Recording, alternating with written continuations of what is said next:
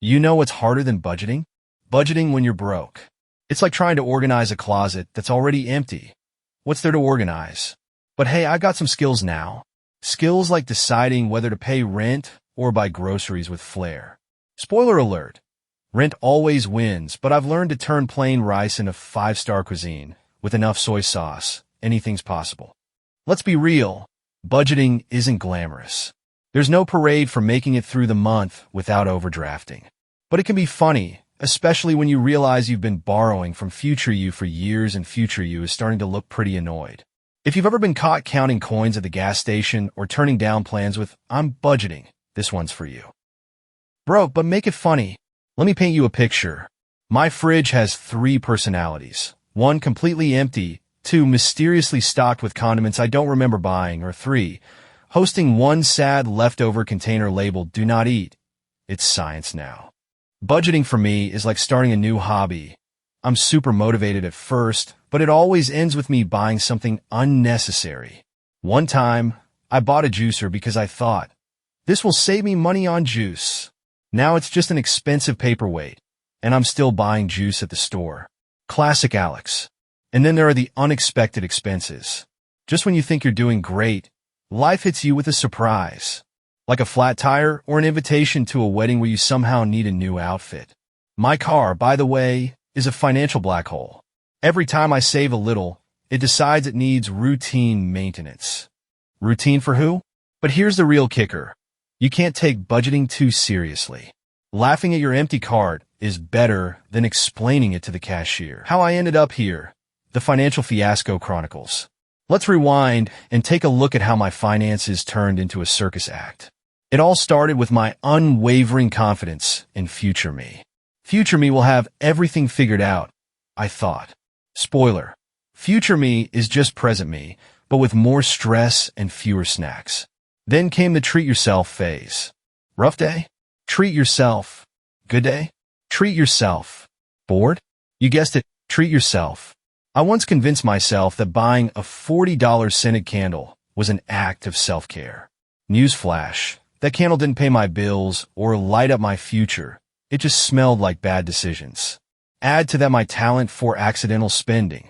I'm the guy who goes to the store for toothpaste and comes out with snacks, batteries, and a new notebook because, obviously, I needed to reorganize my non-existent budget. And let's not forget the subscriptions. Oh, the subscriptions.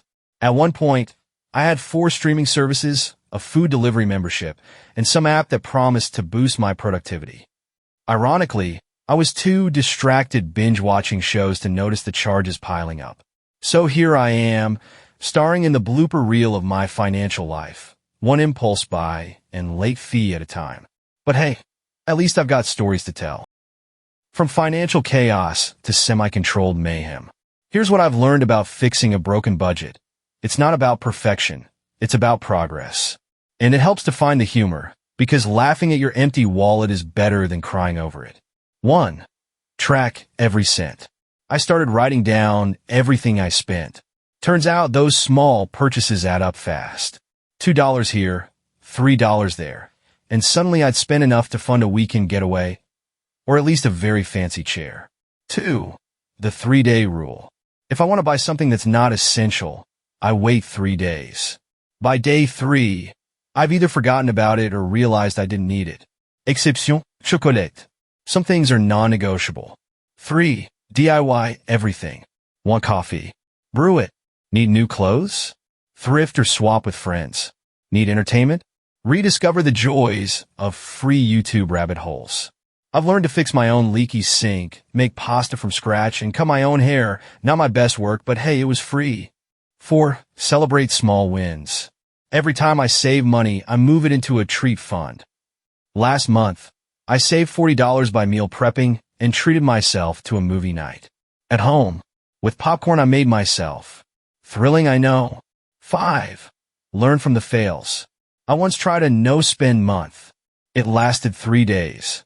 On day 4, I bought a $5 planner to track my no-spending. Irony level, 100.